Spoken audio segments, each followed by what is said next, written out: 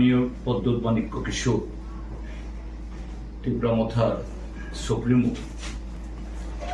তিনি তার যে রাজনৈতিক অবস্থান, যেটা কখনো কখনো নানা ধরনের যে মূর্তি ধরে ত্রিপুরাতে এসে তিনি বলেন ত্রিপুরার যে সরকারটা কার? বিজেপির সরকার, বিজেপির কেন্দ্রীয় সরকার নীতিতে চলে, তাদের সরকার। তারা ত্রিপ্রাসাদের জন্য, এডিসির জন্য কিছুই করছে না।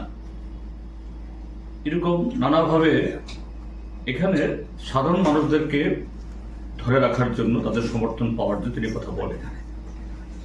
আর দিল্লিতে গিয়ে সেখানে বিজেপি নেতৃত্বদের সামনে অন্য কথা বলেন।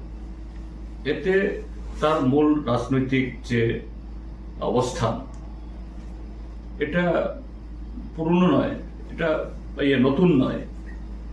প্রথম থেকেই সে অবস্থান তিনি যে নিয়ে আসছেন, এটাকে আবার তিনি পুনরাবৃত্তি করেছেন, নতুন কিছু নয়। অর্থাৎ এই ত্রিপুরাজ্যের মধ্যে এই বিজেপি এবং মথার মধ্যে একটা যুদ্ধযুদ্ধ খেলা, এরকম একটা নাটকীয় পরিবেশ গড়ে তুলে কিভাবে একটা অংশের জনগণকে বোকা বানিয়ে বারবার কদিন বাদে বাদে নতুন নতুন স্লোগান তুলে তাদের সমর্থন আদায় করা যায়, এটি করে যাচ্ছেন।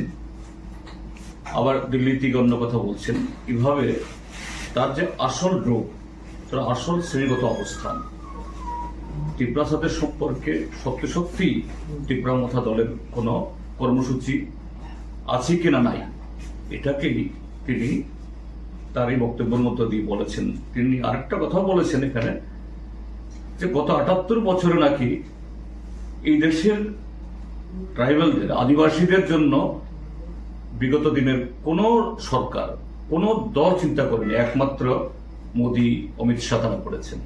কি বলে যে মোদী অমিত শাহ সময়েতে ফরেস্ট রাইট অ্যাক্ট তার ইমপ্লিমেন্টেশন বন্ধ, যে মোদী অমিত শাহ ১২৫তম সংবিধান সংশোধন বিল, যার মধ্য দিয়ে ডিসি যে ক্ষমতায়ন হবে, ডাইরেক্ট ফান্ডিং আসবে, গত ৮ বছর ধরে এটাকে পার্লামেন্টের হিমঘরে ফেলে রেখে দিচ্ছে।